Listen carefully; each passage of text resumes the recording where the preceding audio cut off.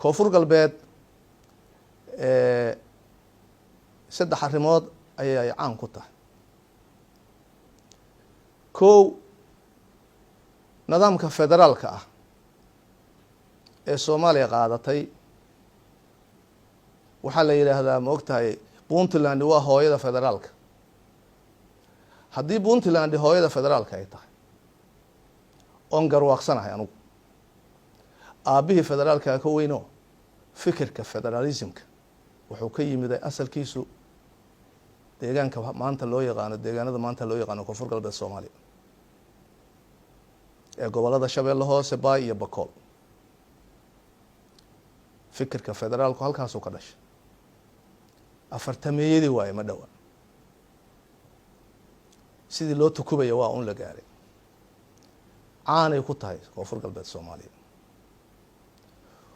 waxay caan ku tahay in baarlamaanka labadiisa aqal tirada ugu badan ay ka soo jeedo dowlad goboleedka koonfur galbeed Soomaaliya 77 xildhibaan ee labada aqal ah. dowlad goboleed xildhibaanada ka soo jeeda ay u soo dhawaanayaan xataa ma jiro. waa taariikh ay leeyihiin. qodobka saddexaadna doorashadii ugu fiicneed ee dadban ayaa ka dhacda Baydhabo iyo Baraawe.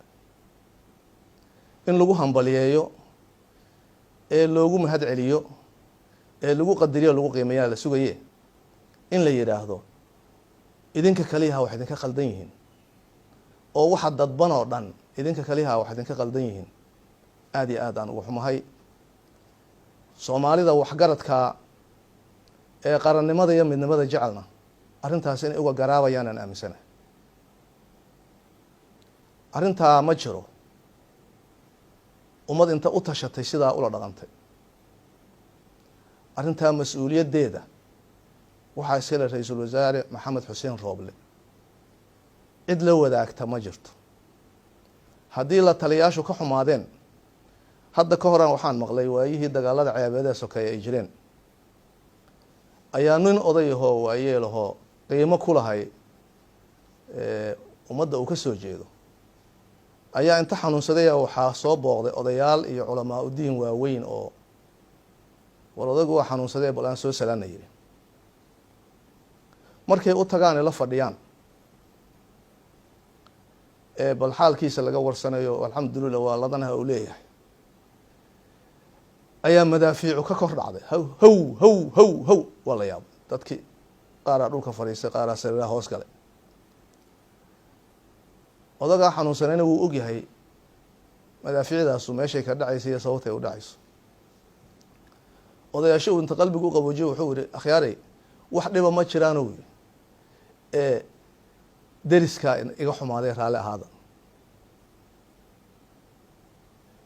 madaxweyne cabdicasiis laftagareen saaxiibada qaarkoodaa ka xumaaday marka ee colaad iyo cuqdo kale anigu ma arko bulshooyinka ku nool meeshaas.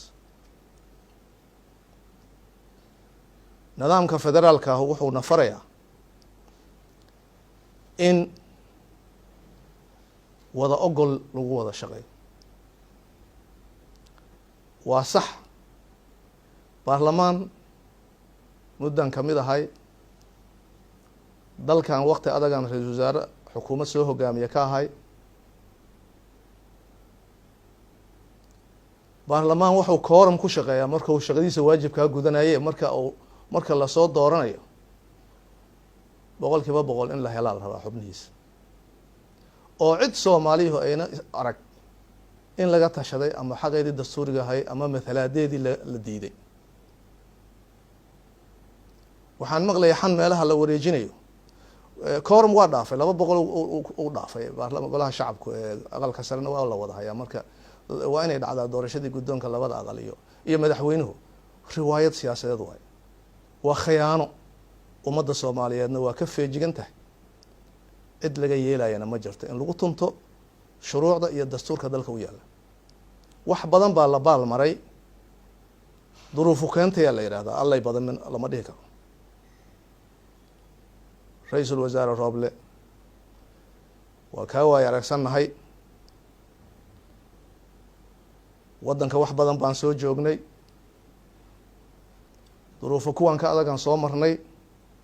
waxaan kugula talinayaa, soomaalidu waxay ku mahmaahdaa niman kuu furi dooniyo kuu rarin.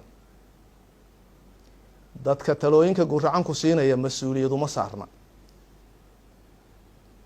wixii khalad dalkan ka dhaca taariikhda adaa ku gelaya, adaana lagugula xisaabtamaya. ka digtoono waan ku leeyahay saaxib. waxaan la hadlayaa madaxweynaha hirshabeelle, maamulkiisa iyo goleeshiisa, sidoo kale guddiga doorashooyinka heer dowlad goboleed ee hirshabeelle oo ay weheliyaan wakiilada heer federaal ee guddiga doorashooyinka iyo madaxdiinuba. waxaad soo samayseen doorashooyin, aada soo ansixiseen, soo saxiixdeen, soo gudbiseen. waxaa la yidhi Fahad Yaasiin ha laga reebo. xildhibaan Fahad Yaasiin waxaad doortay ciddii xaqa u lahayd inay doorato kursiga. wax dacwaahoo laga gudbiyey ma arag. in asagana la dulmiyo naftirkeedu dowlad goboleedka hirshabeelle ku tahay fadeexad, inay ka dhiidhiyaana laga rabaa. waxaan odhan karaa kursiga Fahad Yaasiin waa dagaal shaksi ah oo uu u qabo ra-iisul wasaare Roble. waan ognahay meeshay ka bilaabatay. xasaraduhu markay jireen ee dalkan khatarta la gelinaya, nabad sugidda Soomaaliyeed qiimaha iyo sharafka iyo karaamada ay ku leedahay ummadda dhexdeeda iyo qaaradda Afrika iyo caalamkaba, waxaan aaminsanahay inuu u sameeyey Fahad Yaasiin markuu madaxda ka ahaa. 10 dal ee sirdoonka Afrika ugu qiimaha badan ay gashay Soomaaliya. maxay u gashay? maxay u qurux badan tahay xarunta haddaad aragtaan? muxuu ciidanku u dhisan yahay? muxuu mukhaabaraadka adduunka iyo qaaradda Afrika wuxuu la qaybsanayaa? sir badan oo khatar gelin karta siyaasiyiin aan isleeyahay dalkan ayay dhib u geysteen ayaa meeshaa ku jirta. cabsi laga cabsanayaa la rabaa in la baabaasho, in Fahad la dilo. waad ogtihiin khatar buu ka badbaaday. in ciidanka la baabi'iyo, dabadeedna dowladdu burburtee lagu kala taga meeshan. war Soomaaliya annaga maan dalka joogin, annaga maan shahaado ka ahayn, oon markhaati ka ahayn waxa dhacaya.